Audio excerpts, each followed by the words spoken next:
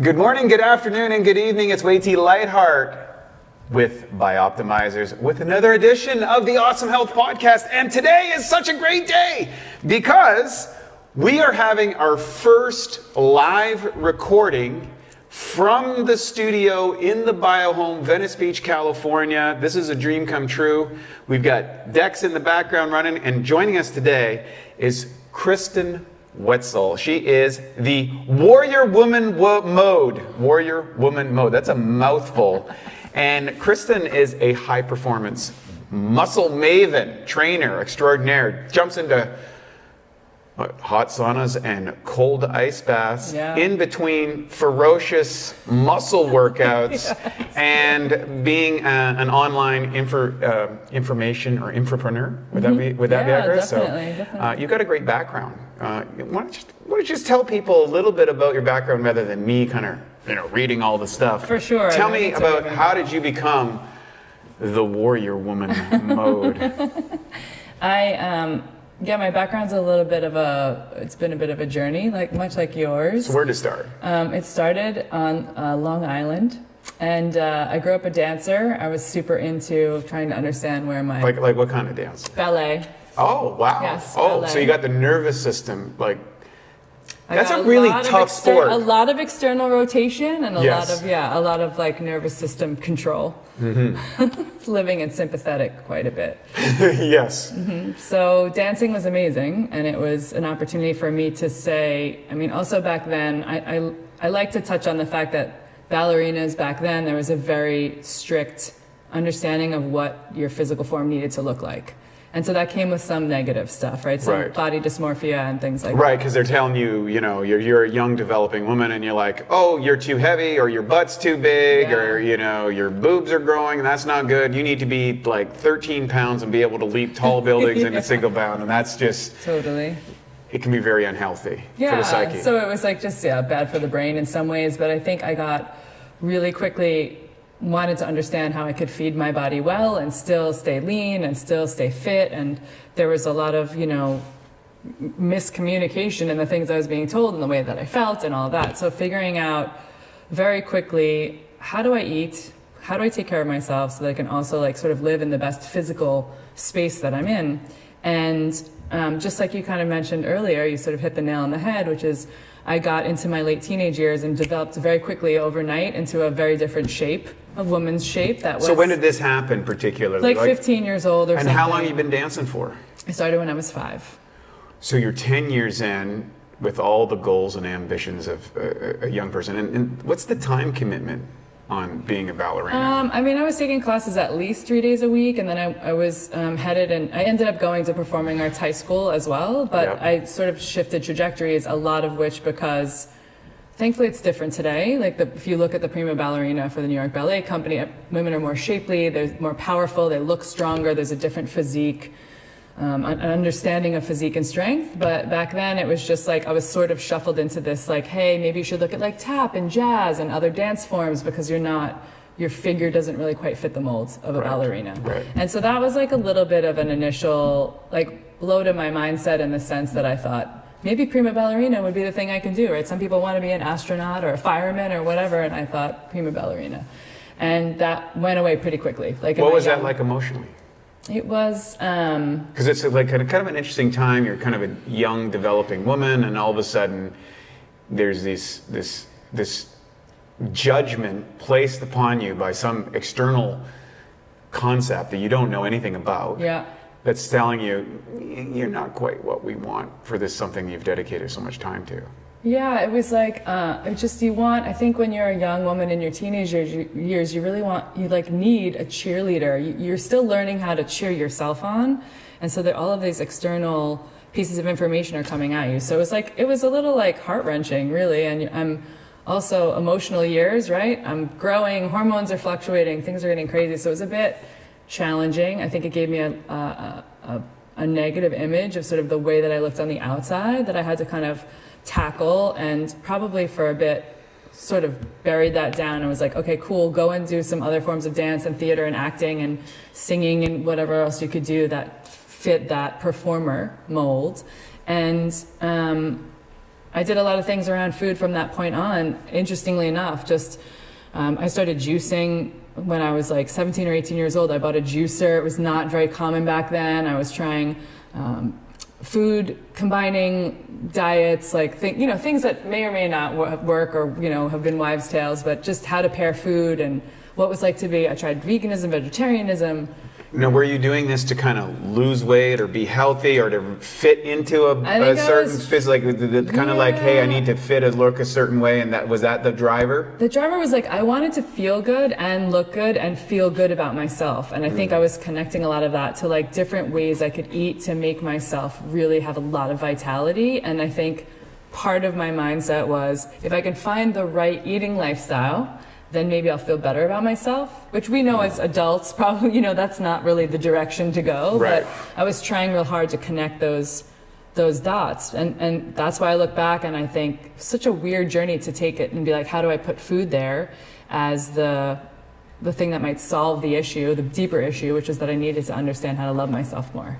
Right. And so that started, like, I'm so thankful. Like we when you and I spoke on my podcast, it's like, you're thankful for the things and the failures or the challenges or the strife you had, because that's the thing that sort of gets you to the next place. And so I look back and think, how thankful am I that I explored all these interesting eating lifestyles and choices and trying to do things, and got made fun of sometimes, as it happens in the world, and got to the next place where I could understand what kind of foods worked for me. And eventually, through a very winding road of working in corporate America and being the girl who's launching brands like Red Bull, at the same time running home from the office and going to like the gym or fitness classes, etc., figuring out how to kind of balance my life together, and then bringing me here. So the long winding road of all of that lands where I get to do what I think I was meant to do, which I needed all these years of experience around food and nutrition and studying fitness and getting certifications so that I could help women. Specifically, that's who I enjoy working with, because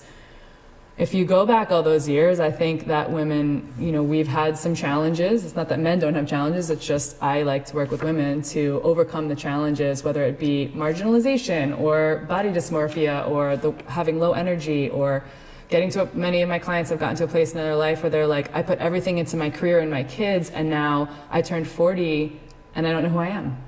Right? So there's this inside out mentality that we need, or mindset that we need to work on. And so, I use all the tools in my toolbox and all the biohacking that I can muster, and all of the partners and friends like you, to be able to integrate into a program with women that I think changes their lives.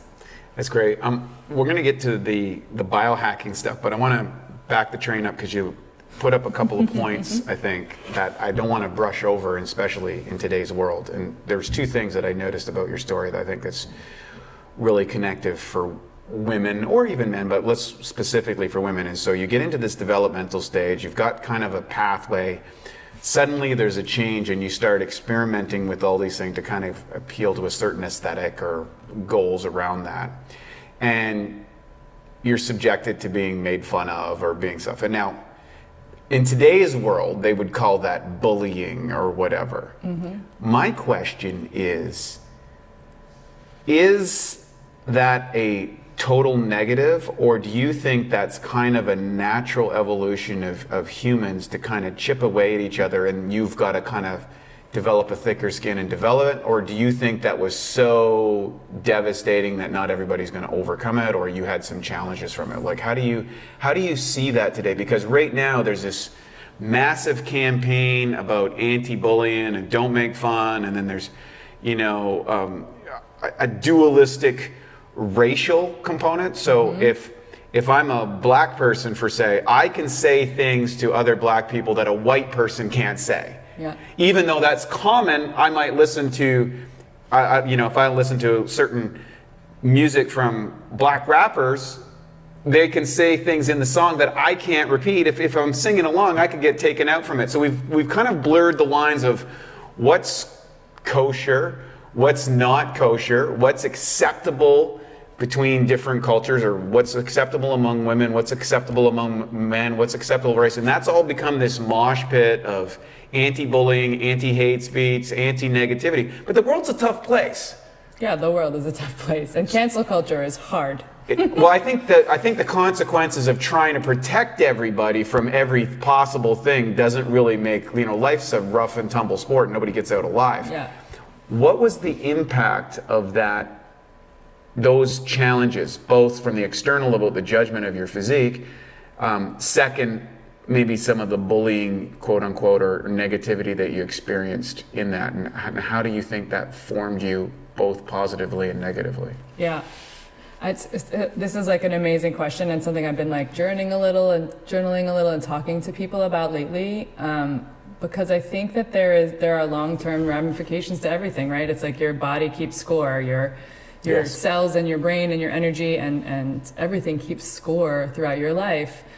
First, it's like I don't have children of my own, but I see with my niece and nephew, and I see with friends and clients' children who are bullied in school. You can see that it's like, it's really a tough thing to separate all the pieces, because especially as kids are growing, they are all feeling different things and emotional states. And quite often, we know this, I think, as adults who hopefully have processed or have had therapists or things, it's like, well, I was in pain and therefore I was bullying someone else. And that's part A. Part B, I think, is like, where's the line? The line keeps moving. And for me, a lot of the negative consequences, I think, of like, I do not look at myself like the foremost feminist in the world, but I do look at some of the things that went on in my life, either at that young age or even like when I first stepped into corporate America, that there is this term that I almost hate to use about saying like, there has been a long-term, long-standing marginalization of women in many work environments. It does not exist in the same way at all today. But when I was in my first corporate job in those arenas, I definitely had, and have had to own lately, that I had bosses that were, I had amazing bosses, but I also had many more bosses that were wildly inappropriate behaving. Mm-hmm. And that doesn't necessarily just mean towards me, but just seeing, you got to call it what it is. It's just like I predominantly had white male bosses. I was in the beverage industry. I was in beer. I was in, energy beverages. I was in all of these things as they were launching. And that shift, that energy coming at you, that feels like you are being judged a lot for your external, what you look like, what you sound like. And also, my first corporate job, I was one woman in a regional team of 18 men. And when I talk about hazing, and you think about it as like a college fraternity thing, right. I never have been so hazed in my life as I was in that arena. And all of that can sound negative, but the thing that happened to happen, which was also the silver lining, is that I learned really quickly how to communicate and change my communication style and shift and work and have conversations with men. I learned how to slowly but surely build boundaries in my life and telling people like, that's not appropriate. And it took time in some cases. And in many cases, it wasn't even the people that I reported to. It would be, I'm out visiting stores and locations and bars and nightclubs. Can you imagine at like 21 years old and thinking, I've got the world on a string. I'm learning how to be like a businesswoman, and it doesn't feel like that. Like there's alcohol involved in many cases, right? Not the most consciously aware areas when you go to a bar in New York when you're 21 years old. Yeah. To see your clients. Totally. And so now I look back at it and I think, I'm so glad that the world has gotten grown some more awareness about cultural differences, about differences in the way the sexes communicate and things like that, just that we're all becoming a bit more fluid in general. But it's part of the reason that I love to work with women, is because there are many women that I've worked with of various different ages that are dealing with different things like that, whether it's bullying, whether it's, challenging work situations, or whether it's, for me, quite often, I felt like, and I come into contact with women who feel like even now that they need to be able to be smaller and calmer and sweeter and hidden in order to be accepted. And that's like not the case. It's not real, right? It's a thing that we've sort of been set up for. And so there's a lot of passion in that area for me, because I have run the trajectory, and I did really amazing jobs of creating boundaries and fighting back, and I did a really piss poor job in other cases when I was young and didn't know what to do. But something that it leaves you with this like, who am I on the inside? I need to figure that out. How do I get my insides to match my outsides and the person I bring to the world? And so if you have that rocky journey, and many different types of people have that journey where we're trying to figure out how our insides match our outsides and who we are and how we show up and what kind of integrity we live in and all of that. And you learn, in my opinion, you learn as much from seeing people show you what not to do as having people show you what to do. It's just, you know, I was lucky enough to have a stand-up set of parents who we lived in a, you know, medium income household. I was lucky enough to stay in a relatively the same school for most of my life. I had some, you know, there's some positive economic factors that I had that I think helped a lot. I was a good student. Like I could misbehave and run off and do all the crazy things I wanted, but I still made sure I was a good student because that was like it was sort of like if I could just get good grades, then mostly everything else, you know, responsibility wise, I was like a little bit allowed to do, you know, within reason. That's great. I call it just the natural experimentation of youth, and hopefully you can survive it. I know as a male, I think a lot of people fail to recognize that if you make it to 30 years old as a male on the planet, I think you've just outperformed almost all of the males in history from a longevity standpoint. Traditionally, we've killed ourselves or been killed by someone else, whether that was voluntary or involuntary, through the circumstances of life throughout history. And now we're in a different world. And the secondary piece to that is all of a sudden we had the invention of the birth control in the 1960s, which changed the possibility matrix for most women, let's face it. Millions of years of evolution, the only species on this planet for women to be able to control that, which opened up this whole range of possibilities, but now has changed the traditional social dynamics in such a radical way. We're still trying to adjust to that. And who knows how long it's going to take, and there'll probably some vacillations and too far and too back, and who knows where it'll all end up. Before we get to the warrior woman mode, how essential do you think those learning experiences, the tough things, the things that sucked or might have, been emotionally or psychologically, physically challenging, how much do you think they led to who you are today in your career right now? I mean, they were instrumental in making me feel the level of, I hate to use the word passion, it's overused, but it's just like, I would never be able to, I don't love being on camera, and I would never be able to sit on camera now, especially with clients, in this interview, all of this, if I wasn't feeling such an underpinning of wanting people, and specifically and especially women, because I wanted and had to learn how to do that for myself, to show up every day, to be able to have self-worth and to be able to feel like I could love myself and care about who I am. And it's something I work on every single day. I had an Instagram live moment connection thing this morning for half an hour with one of my clients who wanted to share the work we've done and her success. And it's such a beautiful journey. I'm so proud of watching the women I get to work with. But a lot of what came up on the conversation is sort of mental health and how we're managing with what we're dealing with right now, and also how our mindsets affect everything that we do, right? It's like, it seems easy to say, but it's not, and it's like simple, not easy, right? Every day to wake up, to feel good, to get out of bed, and to know that if you just get outside, get some sun, and do the very best you can, that every day will feel hopefully a little bit more okay if you're struggling with that, right? So let's go to the next phase here, where you kind of went from corporate America and living the corporate dream. At what point I would suspect, and you correct me if I'm wrong, you got disenchanted with that thing and decided, no, I'm going to go on a different route and throw barbells around and help women become warriors. So what happened there? Where did, fast forward, through that, take us through that journey to get to where you're going today. Yeah, so I was working incredibly crazy hours, 90-hour weeks for a long, long time. And in a way that's living in airplanes and hotels and really waking up and being like, where am I? What you think it's like a thing somebody sang about in a song, but it's like, I woke up on Tuesday, I had no idea. If I don't look at the hotel phone or the something, it would take me a few minutes, or maybe not even. I'd be like, where am I?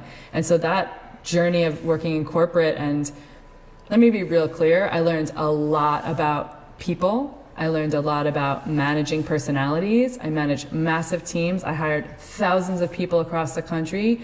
I educated them and taught them how to educate others. I learned about marketing. I had this amazing journey, but I was exhausted at the end of like 15 years of, because I don't do anything half measure. Right, I got that. So I'm like 110% in, wildly intense about the job, but I got to the end of 15 years, and the whole time, every market I landed in, you will appreciate this, I'd be like, where's the juice bar? Where's the vegetarian spot? Where's this place I could get like clean sourced animal products if I was eating those at the time? And I would have to kind of do that research in advance, like my own little, like play my own secretary and be like, okay, I want to stay at this hotel because it's close to this place and I can walk here and there's a yoga studio there. And so it was just like a little running joke amongst my team here and there, like, did you get the green juice place or the gluten-free shop? Or and so after years of doing that as a pastime and becoming a certified yoga teacher and studying nutrition and just plugging myself away at certifications on the side,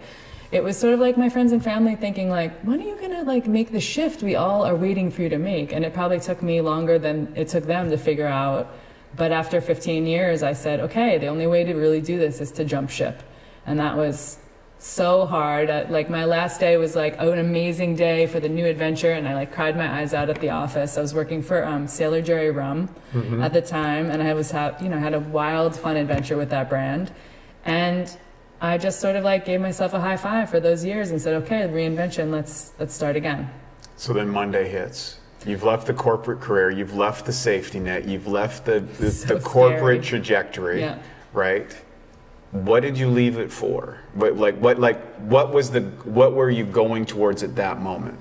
At that moment, I was going towards understanding what it felt like to be on the back end or the inside of the fitness world in a way that wasn't like, I was never competing to the level that you were. I wasn't working on that. I was like, how can I help others by getting their physical form and shape? I have this dance background. I love all this fitness. I'm certified in like yoga and Zumba and strength training and all of these things. And so how can I do this? And so I looked and found a woman who was moving away, who had a small boutique fitness studio, and I bought the studio from her. I moved to New Hampshire. So you bought this I was like in New York City, wow. The hub of everything, and then I went to New Hampshire and was like, whoa, it's quiet here. Whoa, it's a big shift. It was a big shift. Right. And I was there for 2.5 years, and I did everything right and so many things wrong and everything you could possibly in between for a fitness studio owner. And I learned how I applied marketing, where I used to have massive teams to do my brand marketing. It was just me. Right. And I set up classes and booked trainings and did all that. And I loved it. And in the end, I realized I kept running these like paleo challenges throughout the course of the 2 years I was there, and thought, and then I also a big juicing challenge, which my ex-partner was calling Juicepocalypse, because I was making all these all of these juices, like hundreds in our home. Anybody that's done juicing understands what that is. It's just fiber and juice and things blown out. It's just a mess. Like I love juicing, but I'm super happy to walk over to Airwine here and just get my juice done. I know it's $20, but I just don't want the headache. It's so crazy. Yeah. So yeah, I had that big aha moment at the end where I was helping fitness studios. I was running my fitness studio. I was being asked by companies like MindBody to come and get paid to speak about marketing to the fitness world, and that was great. And I was like, I'm good at this. But you know when there's just that thing that's missing? And I was like, it's just missing. Yeah, it's like a song without bass or something. Yeah, totally. There's no bass guitar. There's something missing here. I'm not sure what it is. Yeah. And so my heart was like going in the right direction, and I knew it. I was like, it's close, I don't know. And then there was a year or so where I had my father had a bout with cancer several times, and then a year he was very sick before he passed away, and that was a really challenging year. He passed away. My partner of 10 or 11 years and I in New Hampshire decided to split. Wow. And I was like, oh, little tragedy strikes there. Yeah. And that both was the worst year of my life following that, and the best, because what it did was I broke off everything. I sold off the business lists and the name, and I picked my things up and I moved to Los Angeles, and I've been here 3 years since. And I had the vision for the business before. I had made the name like Warrior Woman Mode and a logo and like all the marketing things, but I didn't quite know how it would feel until I landed here. And some of my clients from fitness businesses or fitness studios before came on right away, and some of my clients were built through the relationships of me training different people in different modalities and boot camps here. And when I landed in California, thankfully I found like XPT and then Oxygen Advantage, and I got breathwork certified and cold exposure, and you know, all of the layers of the biohacking stuff, or that we would say the fitness piece sort of merged together. Right. Because I had been doing like Younger's book Clean and Dave, you know, all the bulletproof stuff. I had been doing that since New York, like 10, 12 years, when it was like the weirdo with butter in her coffee. Right. And that was part of the like discovery and research and intrigue, and my partner at the time, like I will always credit that he did so much research so that we could both do it together. It's always nice that when you have someone in your life who's like wanting to experiment. So on the same page, with values, and hey, let's do some butter in my coffee and jump into ice baths and feel all this stuff out. Cool. We had a Versa climber in the house. Right. It was like insane. And so I had that really beautiful baseline. Again, another thing that was like not an easy ending, but wouldn't trade because I would be so different. And then here I am in California, 3 years, and every single day I get to get up, and even the hard days I get to get up, and I know why I'm here. Like, and that's the moment, right? That's when you're like, okay, it's not easy, or today I might not make a ton of money, or, you know, these challenges arise, or you have a big success, but you still are like, both my feet are on the ground and my heart is full. That's beautiful. This is such an interesting thing. You know, if New York is the center of corporate America, California is the center of health, fitness, and wellness, and these kind of areas. And I know my own journey spanned essentially 33 years to get to the point where I was actually living, working, and doing my thing here in Venice Beach, California. Let's dive into what you're doing now and how you're expressing yourself as and helping women. I think that's really where, and thank you for sharing all that personal side of the story. I think it's always, so many people kind of say, oh, like, you know, like you're jumping into ice baths and you're in this hot saunas and you're like throwing these ferocious weights around and you're like, you know, like you're a warrior woman. Like and people think, hey, she was just born this way, but you've really molded and crafted yourself into the person that you are today. And these experiences, both positive and negative, are little parts that kind of make you. Tell me about your business right now and what you're doing and who you're helping and why that's so important and passionate for you. Because, you know, you like, as soon as you talk about it, you just light right up. And I want, and I think for everybody that is caught in the corporate machine, and some people are born and love it, and that's where they're going to be, and they're not listening to this podcast. Mm-hmm. And there's some people that are listening to this podcast that are in that and want to kind of express maybe a different way of being. And when I see people light up like that, I go, okay, that's a person that's on point. That like they've found their passion, they found what it is that they do, and however long it took them to get there is irrelevant to the point that they're there and they're expressing it. Talk to me about your work. Yeah. So Warrior Woman Mode's been around for, I mean, I pulled the name, the LLC name, 5 years ago or something, and I wanted to have something that encapsulated strength and also a little bit of that, a nod to ancestral health in some way, but also, a lot of times, Warrior Woman Mode. I was telling you earlier that Sean Wells, who I've met recently, is like Warrior Woman Mode. Like people right. You do it like a radio VO, and Warrior Woman Mode. Totally.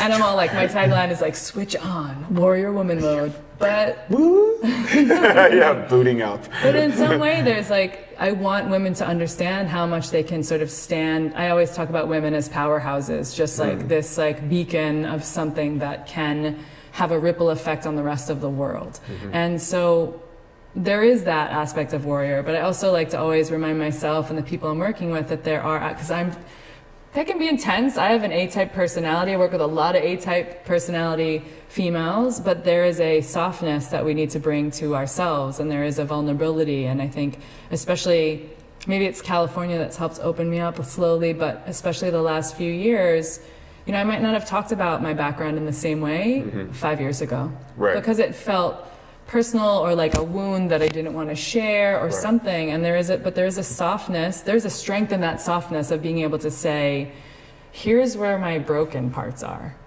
you know? And so that's what I want to find women who feel like it's broken and show them it's not really broken. It's a very strong part to share. There's a really interesting historical aspect of the Spartans that very few people know about, who were oftentimes considered kind of the ultimate icon of warrior mode.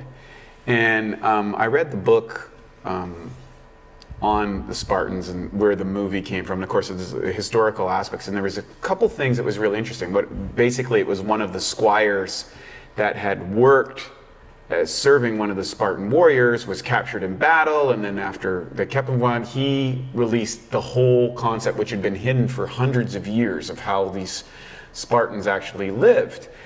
And a couple things that was really interesting is that the Spartan warriors would wear these bands into battle, and they would take them out, and they would put one in the bowl, okay, and they were a double piece. They put one in this bowl before the battle.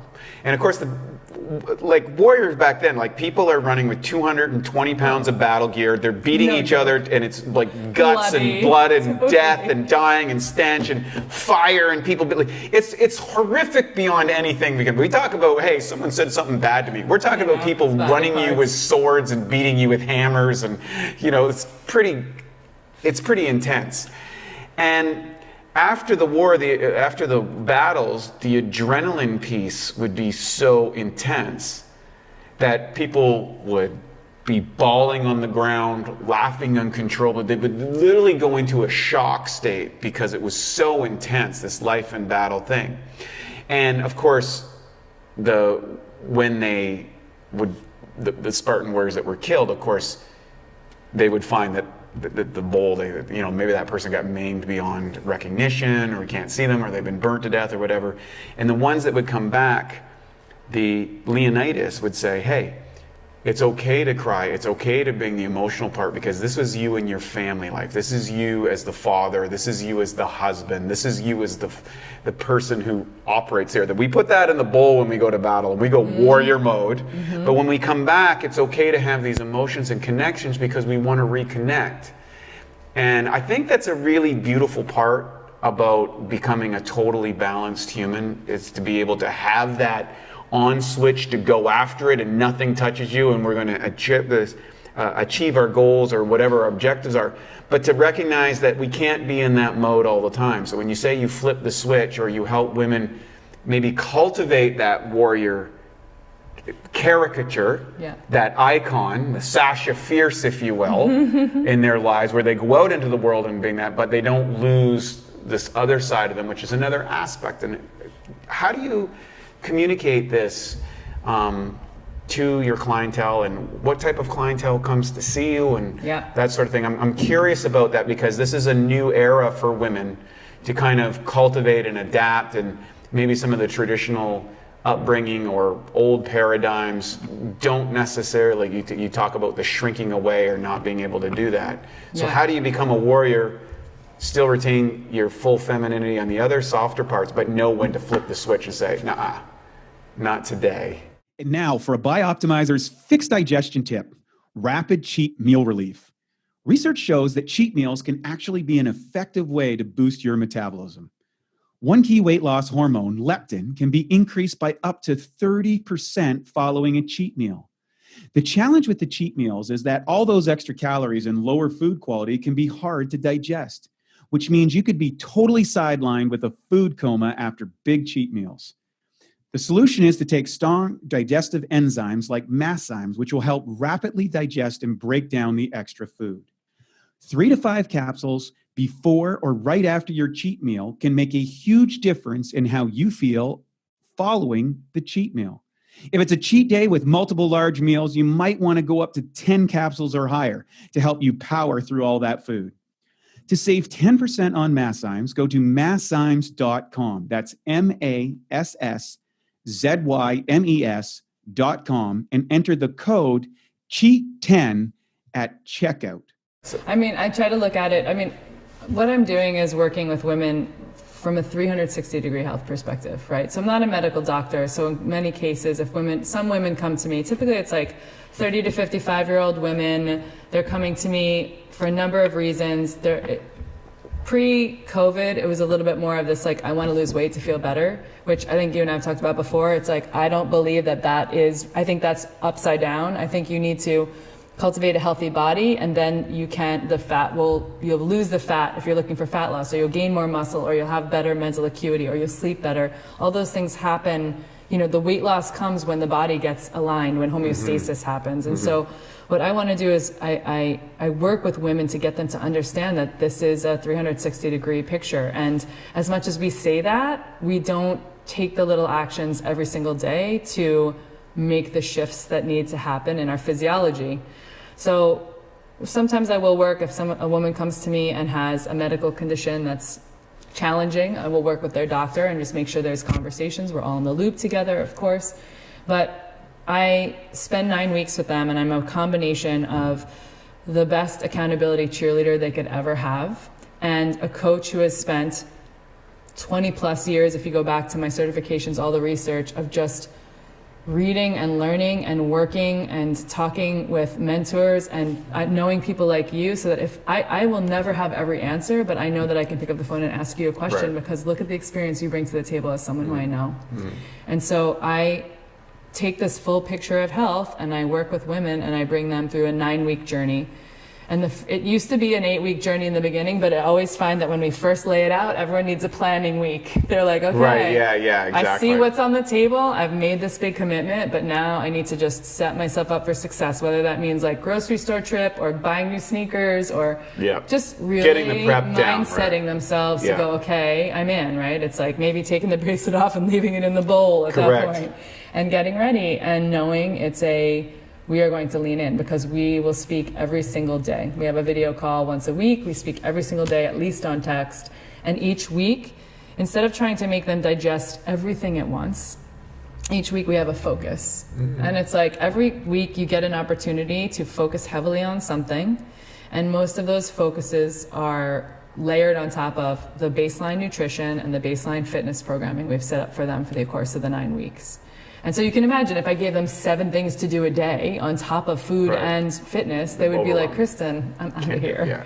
It's like, setting them up for failure. So what is the typical, and I hate to generalize, but who are the type of women per se that are coming to you? What are they hoping to achieve? Or what's, the modus or get them there? And then what do they discover? Because I find that when I used to do a lot of personal training or coaching, people would come to me thinking, hey, I want this. I want a 6-pack. and I used to tell them, hey, you know what? Getting you in shape, that's easy.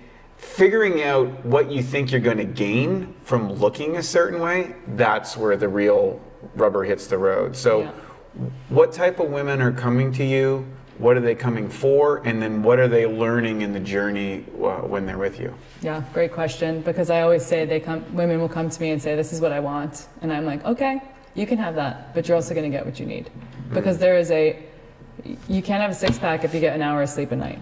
Like that that's the reality in many, many ways, you know? So women are coming to me typically because it is an intensive program. I mean, I have a great meal plan that's like DIY if you want to compartmentalize and work on some stuff and you're a good like go-getter. I have programs that are a little more DIY and digestible, pun intended. But the DIY, do it yourself. Just like that are very that are a little more do it yourself and like self-paced. But the 9-week program it's like the diamond in the rough program. It's the chance for women to make a commitment to themselves, to get buy-in for their families, and just making sure everyone around them knows that they're doing it and that they have someone that's basically holding them, like, I'll catch you if you fall the entire time, right? To answer their questions, to not have to do all the research. And the women that are coming to me are quite often on the edge of burnout in some way. They've tried 9 diets, they can't get the fat loss that they want, they feel terrible, they're not sleeping well. Right now, a lot of women are coming to me who are saying, I'm really depressed, I'm living in anxiety every day, and I don't even know why. Like, it's not like one thing happened in the morning, it's just, I wake up this way, and how do I have some solves for that? Women who are trying tons of different supplements and no idea what they're taking, why. They're just like, I saw it on this TV show, or this person said this, or whatever. And I need to alleviate that anxiety by taking action and spending my resources because I get the little biochemical hit that I've done something to deal with this. Yeah. But you've never dealt with the absolute cause on the deep levels. You kind of, a lot of people don't realize that a great ton of marketing on television is driven by fear and lack. Mm-hmm. You're not worthy, you're not good enough, you've got this issue, go see your doctor, take this pill, take this drug. Have you just tried my brand new? Right, yeah, or completely indulge yourself in, the luxury item of du jour so that you can get validation that you're worthy or that you're successful or that everything's okay. But those have, I would say, diminishing shelf lives. Yeah. Until eventually it doesn't matter, right? It's become like, a new car, a new dress, a new outfit, a new purse, a new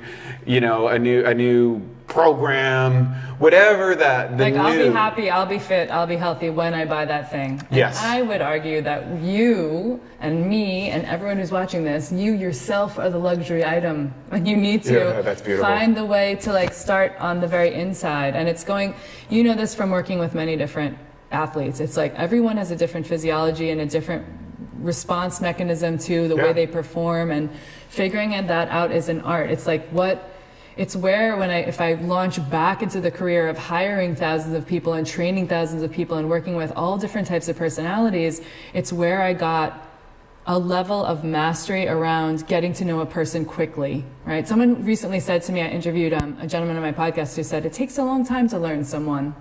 And I thought, there is some truth to that, but I also don't subscribe to that. I think if you are open and vulnerable and put your cards on the table, as many women do who come to me, because I very quickly want them to see the trust we can have amongst each other, and that requires me sharing as well.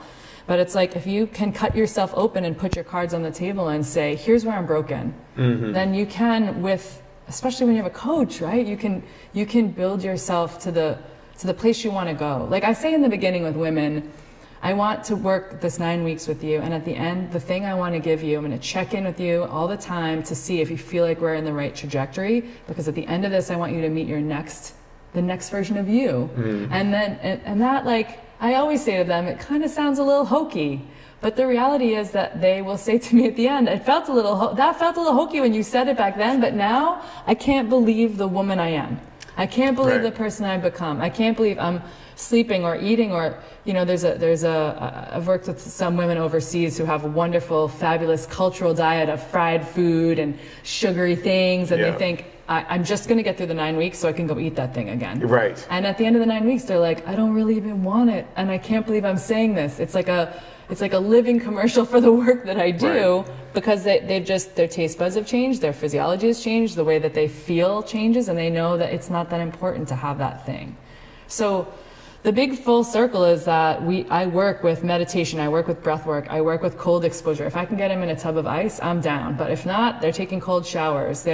What's that like? I mean, so people like, what do you mean in a tub of ice? Some people. Now, of course, many of our listeners are going to understand that, but let's talk about the tub of ice program that you may subject one of your students to. And before we get into that, I'll give you a moment to think about it. But I remember when I first hired my coach, Scott Abel, back in 1997, and he laid out some pretty harsh words for my diet, my training, and my supplements, and he just smashed me. But on the other side of it, he also said, look, as your coach, trust is earned. And so when we start off, your ability to communicate the information that's going on in your life in an absolutely transparent manner is critical. Because I'm gonna put you through things that you never thought you would ever dream of doing. And I always loved the movie. If you ever remember the Rocky movie, the Rocky movies is not him winning. That's the part that's cool. It's the transformation. Or if you watch The Hobbit, it's the transformation of the character. Or if you watch Dorothy, it's in The Wizard of Oz. It doesn't matter the hero's journey. It's not the outcome. It's who the person becomes in this journey, and exposure to their fallacies or their their insecurities or their weaknesses that allows them to come forward this. But jumping into an ice bath for a lot of people seems absolutely bananas. I mean, I left a cold country for that reason. Tell me why you do it, what's the benefit of do it, and what happens for women who engage in this process with you? Yeah, I mean, cold exposure, ice bath, ice plunging. Lots of people know Wim Hof, right? So there's a lot of that, like Iceman. I think it's like we need a nice woman, don't we? We need a nice woman. Don't I think so? I'm ready for that role. Right. It's one of my favorite things. Like it's the thing that gets a little sensationalized because it's like on social media and Lady Gaga and then people are in ice and it feels very dramatic. But the ice, it's like as it goes in the ice, it goes in life. Like you want to find your blind spots, throw yourself in a 40-degree Fahrenheit tub of ice. And I know that sounds, a lot of times people will say, I'm working up to it. And it's like, okay. But unless you have a big contraindication that your doctor would tell you about or something, if you're like pregnant or you have heart disease or something, you can get in a bathtub of ice and you can manage it by using your breath and you can overcome it. And there are a massive amount of long-term benefits, but the other one thing you are always going to get out of it is learning mental toughness, learning resiliency, understanding how your nervous system responds to stress, and understanding how to downregulate in an intense moment so that when you're in traffic or there's an accident or trauma or COVID or any of that you can say, okay, I know how to do this. I know how to breathe through this. I know how to manage this. And I potentially just know how to get through the process, even if it doesn't feel so good. And that, to me, is like the number one benefit is like building resiliency, building mental toughness. And I mean, we could talk for a whole podcast about the benefits from a cellular level versus, I'm a fan of cold showers. You get benefits from that too. I'm a fan of cryotherapy. Awesome. But the benefits are tenfold when you get in a bathtub of ice. The evidence and research sort of talks about for 6 minutes, even if you have to do 2 rounds of 3 minutes. So let's walk. I think this is a really fascinating piece, and there's a lot of mystery around it. So imagine that I'm first-time person coming to your place, and I'm walking in the door, and you're like, okay, today is ice bath day. What is that process that you're walking a person through? I am definitely, I'm trying to get people to know that it's something, there's 2 different ways it happens, right? If it's my one-on-one clients, they kind of know it's coming. They followed me on social, they have some kind of relationship, they know that they'll have a week that is, I have one of my women who's in the cold exposure week right now, and she's texting me every day like, oh my God. But you know what? She's doing it, and it's great. So I like to have people know it's coming. I coach over here in Venice, not too far from you, on Wednesdays at Deuce Gym. Breath and exposure, so there's like sauna and ice and breath work there, and that combo just goes beautifully together. So mostly people know it's coming, but the anticipation of the ice bath is worse than the ice bath itself. And so isn't that interesting, just the fear that it brings up for people? It's like, oh, I don't know if I can handle it. For sure. It's like it's a notation on how you're not in the present, right? You're in what's going to happen in the future. Correct. So it's just like this little microcosm of showing you where your brain goes and which is where a lot of anxiety comes from. Totally. A negative projection into the future. That might not even happen, Correct. right? And many people get out of the ice and they're like, wow, that was awesome. I didn't think I could do that. And it's like, yes, you just did it. So there was no need to worry about it. So you get them ready, So we get them ready. I usually breathe them first, just meaning like I have a little session where they're breathing, where I talk about 2 or 3 pieces of down regulation. Less often do I do sort of Wim Hof style breathing, although it's beautiful. It depends on how your nervous system works. But for very first timers who are really nervous, I like to down regulate them using some breath work for about 10 minutes, getting people chill enough, maybe getting their mind off of it, that they're about to get into a cold tub of ice. And then I coach them. I have a conversation about how they need to enter the water, and I have a conversation about what they need to do. And so if we're going to talk specifics about it, it's very much like, don't stand on the side of the ice tub and anticipate for 5 minutes. You're only making it worse, right? You just go. Sometimes I have them do, hands on their hips and stand before they get in, but step in the ice. Some people like to hold their nose. I tell them to plunge their head underneath for a moment and then come up. And then we like put our thumbs and our fingers and cross our chest, which is just like this, you know, it's like it does warm you a little, Sure. but it just makes you feel a little bit more Safer, cozy little and safer, safe. little safer to And the stress. this is a good point, is that safety is the most important thing. Like the area, even at the gym, which is a hard banging barbell gym, you know, that's in the front of a garage, the space we have created has cactus and plants, and it's in the back, and it's just, it feels much like people need to feel like they're in safety in order to do things like that. So making sure they're feeling safe, and then I'm there every step of the way. I'm there, I'm timing them, I know how to talk to them, I know how to keep them in or get them out if there's any issue that arises, which, you know, I haven't lost anyone yet. And just really walking people through not having to have it always feel like a PR, like I'm going to do this many minutes, but just getting people to I always shoot to try to get people to do 3 minutes in the ice their very first time, even if I'm not telling them that, just so that they have a success barometer. But if they do a minute and a half and that's where they're at, then it's just as successful. It's just as beautiful. Yeah. And then, you know, plunge underneath before and then on the way out. And do a lot of breathing. So we do 2x breathing for the most part, long nasal exhales. And it's like, this is the thing, in stress, if we downregulate our breath, and that's like just a fancy way of saying that we are calming the breath by inhaling through mostly the nose, exhaling through the nose or hissing out the mouth for twice as long, it is sending a signal to the brain to calm ourselves, to calm our nervous system state, to there's this beautiful moment that happens that you may have experienced in cold exposure, but I call it the turnover. It's not an official term. It's just when you see someone get in the ice, there's usually 30 to 60 seconds of, for lack of a better word, there's a little panic, a little fear, you have a response. Some shock. Yeah. There's a shock factor. And so those 30 to 60 seconds, that is the time I really have to coach them.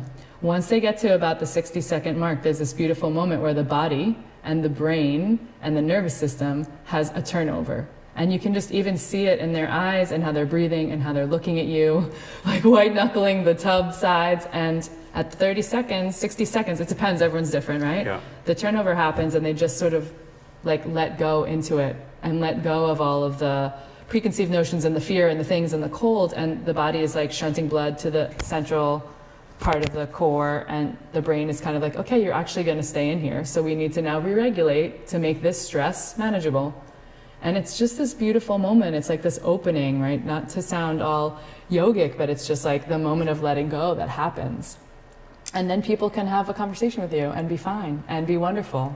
And, you know, just go for it. I had Mark Devine, the Navy SEAL that developed SEAL Fit, and he was on the podcast recently, and I thought it was very interesting about, he said a big aspect of the SEAL training is just staying in the breath.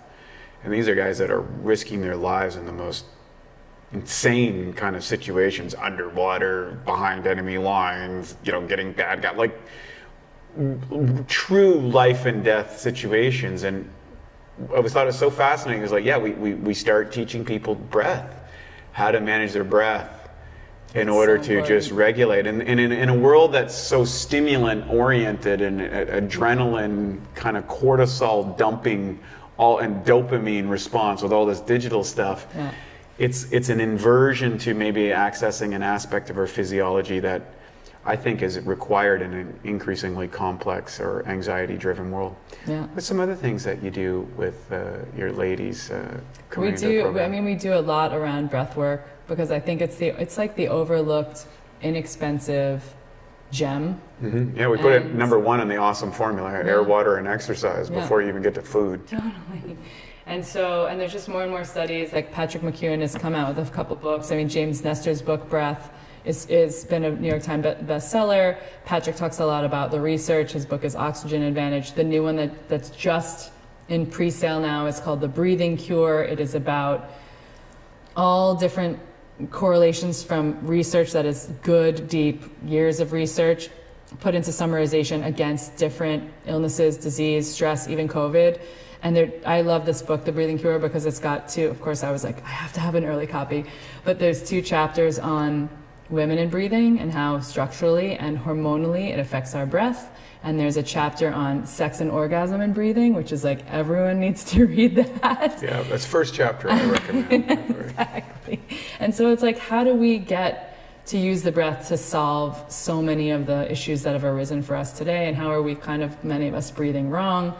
And so I do, for every woman that shows up to me, I customize the program. So it's not, in many cases, I will have 2 different focal weeks around breath, because one is learning how to calm the breath and use nasal breathing, and one is really around how we can put ourselves into like a high performance state, or how we can do physical activity with the breath and really give ourselves the most benefit possible. But that spans all the way to the crazy, fringes. And I don't even think it's fringes, but when I talk about mouth taping, when people sleep, it spans to that. So I have some clients that will do that. I've had women come to me now just saying, I want to do 8 weeks, but I want to do all breath, because they have sleep apnea or asthma or something that's really challenging, or the onset of like all of the COVID scare. People want to learn how to breathe better, which is another silver lining of this. I've had mouth taping suggested to me ever since I entered into school. Someone wanted to tape my mouth up, and finally I developed a career of just blabbing. So I'm totally resistant. So one of my coaches the other day said to me, what do you feel? How do you feel about mouth taping at night? And I'm like, not doing it.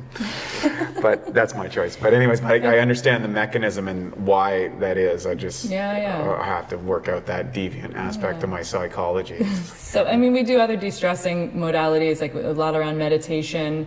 I do a decent amount of aggregation, meaning I will use a plethora of different meditation teachers and styles and share with them, because people need to kind of find the right meditation partner style. Right, yeah, there's so many different types. People say meditation, but there's so many different styles and ways. Totally. But it's just a new way of kind of interiorization. Yeah. And for the breath work, I do all the recordings custom for them. So they tell me what they like in music and whatever, and I record them all because I love doing that. And then I would be remiss to not talk about, the biggest piece of, we set a lifestyle eating choice for them, a food plan. I'm trying to work to build metabolic flexibility, but their nutritional support program, and this is how you and I know each other, is very, it is very supplement based. And so me looking throughout the course of the years, finding the partners where I was like, I know the sourcing is good. I know that the guys running the show are noble and, want to spread love in the world as well as health, right? And are ethical and all of that. And that's how I found you in the beginning. And I am, always so thankful to have brands like yours, like Optimizers, to work with, because women's lives are changing and their guts are changing and they're understanding. The biggest thing I can give a woman is not just this 9 weeks of being the very best health optimizer buddy she's ever had, but the thing that I can give these women is like, at the end of this, I want you to be able to go say to a few of your friends, hey, I have some information I can share. And you know what? I can go back to every one of those emails. I could run the program for myself again in 3 months if I need a little reset. I've educated them enough that they are now more educated, and they know what they didn't have to do. They didn't have to go through 19 hours of Googling and misinformation and have all these failures, because they've had someone who, on the road to success, I've had plenty of failures, right? It's like success road is paved with failure flagstones. Totally. And so it's like, how do we fail faster? I really love just leaning into it now, right? It's like, it's uncomfortable, but it's also like, I know at the other side of the mindset challenge or the issue that may arise in my life, that there's going to be something that I can bring to a client that alleviates them having to spend years or months or days or whatever. Just they'll do it in less time. So how is that? Like at the end of 9 weeks, it's like, I've given you everything I got. If you need more, then you go to Wade or you go to the next person. Right. But like everything, I want, the very best client I can have is a woman who comes to me and is like, you're a lemon and I'm going to get every drop of juice out of you. And I'm going to, for every dollar I spend with you, I'm going to just get everything, because that's why I'm put on this earth. Is like, I will give them every part of me. I always say to the women, it's like the first thing in the morning I will check in with them. It's like, I wake up, I meditate, I make my coffee, I meditate, and then the first however many women, 5 to 10 women that I think of are the women that I'm working with one-on-one. And it's nice to know that someone's giving a crap about you first thing in the morning. I have been fortunate enough to have people care for me in that way, and I want the women I work with to know that I'm in their corner in that way, Couple more things. Fast forward to the end of your life. how do you want to be known? Recognized, looking back on your life, how do you want to see it? I love that you're asking this question, because the part of the reason I left corporate America is I said, look, I don't want to be like 80, 90, 150, however long I'm going to live, but I don't want to be that age and then have everyone gather around and be like, she got everyone into the best bars and the best cocktails ever. Like that was cool when you're 20, cool. right? Yeah, it was pretty cool, right? But it's really a big part of how I made the final like decision to leap, was thinking, this is not the legacy I want to leave for myself. The legacy I want to leave for myself is that I am giving women a platform. Like we talk about the shoulders of giants. It's like I want to be able to give women faster, better, stronger platforms to stand on, to be their very best selves, like, and their very best health. And the only way that I can continually do that is by doing what I'm doing now, right? Whether anyone likes it or not, right? Beautiful. That's the other message that you have a lot that I think is important to always share with the audience is, whether anyone likes it or not, you figure out what you're here to do in this world, and then you just do it over and over again to the best of your ability, because if you know, right? Couple fast questions before we wrap it up, and kind of go to all your things, because I always like this fun stuff. Favorite healthy food? Favorite healthy food? I'm a sucker for an avocado. There you go. Favorite unhealthy or decadent food that you'd have? Something that's off the list regularly. Chunky Monkey Ben and Jerry's. There you go. Oh my God. Don't tell anyone. Oh, we just told everyone. Favorite or most impactful book? I've been talking about it a lot lately, but I'm just going to say it anyway. There's a book called Going Right by Logan Gelbrick, who you know. Oh, okay. Very cool. It's a logical justification for pursuing your dreams. Awesome. Favorite movie? Breakfast Club. Why? I wrote my college essay on the Breakfast Club movie because I thought in each one of us lives each one of those characters. There's a version of the dirtbag and the cheerleader and the junkie and so like, how do we put those together in a way that forms the person that we are? Most influential person in your life? My dad. Why? He taught me about unconditional love. He taught me that you can, even if you're not 100% sure what someone's doing, if they're really excited about it, you should try to cheer them on. And he gave me permission. He was the first one to sort of give me this nickname, Hurricane, when I was a little kid. Love it. And that stuck with me through, we were talking about Burning Man earlier, and he just let me be me without judgment. Favorite vacation spot? Maui. And I think I'll get a couple more here that I can come up with. What would you say is the historical person that most influenced you? Do they have to be dead? Like that? Doesn't matter, anybody, No. anybody that in your history. I mean,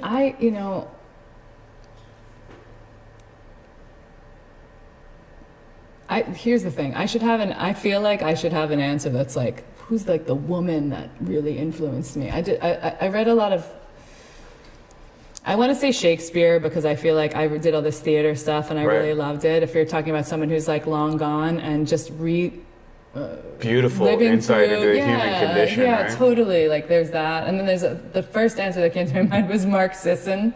Oh, right on. Okay, Because he cool. really, Yeah. that was like when reading his work, reading Mark's Daily Apple all those years ago. That was like lots of his great job of summarizing research, and like lots of it was like slaps in the face. Like talk about disconfirming information. Sure. Like it's like wait, what's happening? So that I would say from the onset of nutritional curiosity.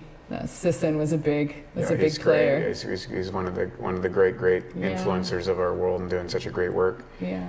But let me say one other person who is Yes. Emily Fletcher. She's a very big influence on me. She's an amazing woman, and she runs Ziva Meditation because she's always in the back of my mind. I meditate every day, and she's someone who got me to really be able to manage my emotions through meditation. Another great contribution right there. Yeah. So we'll put some links to that. Yeah. Where can people find you? Social media, website, all that sort of stuff? All of it is at that mouthful of Warrior Woman Mode. Instagram is there, warriorwomanmode.com. I have a podcast called Well Power. Wade is one of the most fabulous episodes. You have to come listen to Wade on the Well Power podcast as well. And and then you guys also are putting a link in for my 30-day meal plan, which teaches women how to eat with their cycle and train with their cycle and has some fun recipes in it. I'm not a chef, but I worked really hard for a year to pull together the best of the best easy peasy recipes. And I gave you guys a code so your audience can get it for a really sweet deal. Well, you know where to find it. All the links are there. I want to thank you to all our listeners who listened to this episode of the Awesome Health Podcast by Optimizers. And thank you for joining us, Kristin, so and happy to be the here. Warrior Woman Mode. All the links and connections to that will be found in the show notes. And of course, welcome to the first video podcast thing. I want to thank our behind-the-scenes man, Dex, over here, and Kristin. I know you've been waiting for this, and it's great to have you as the first guest, and I know we'll be having you back again for some of the events and some of the things we'll be doing. Maybe next time we'll go upstairs and throw some weights around up on the roof up in God's gym. So for all our listeners, thank you for joining us for our very first In the Biohome video episode. We'll see you on the next episode. Take care. And now for a Bioptimizer's fixed digestion tip. How to get away with eating sugar. Hey, look, sugar is normally one of the worst things for you. But let's be honest. I mean, we all cheat from time to time. And here's a little trick that will ensure your body benefits from the sugar. Now, before you eat or drink anything sweet, take 5 to 8 capsules of P3OM.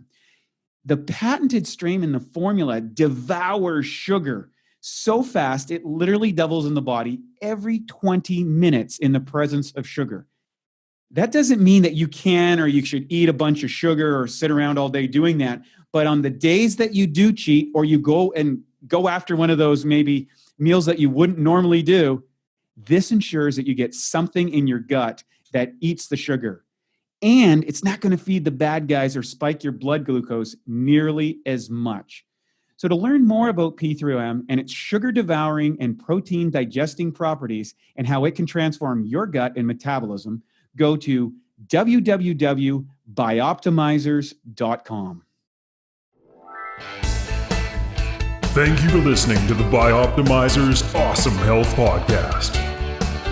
You can find more information at bioptimizers.com.